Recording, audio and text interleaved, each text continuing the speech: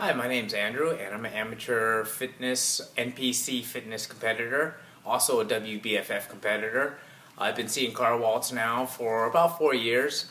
When I'm not in line, I just can't train right, my muscles aren't firing correctly, but after adjustment, everything's back in line and working out the way I should. So it's important for me to always keep my spine in line and make sure everything's the way it should be. Thanks.